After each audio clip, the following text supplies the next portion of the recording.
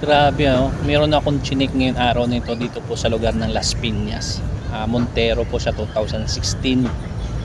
So, kung wala pong kasama ang ating pong buyer na mekaniko, biktima po siya.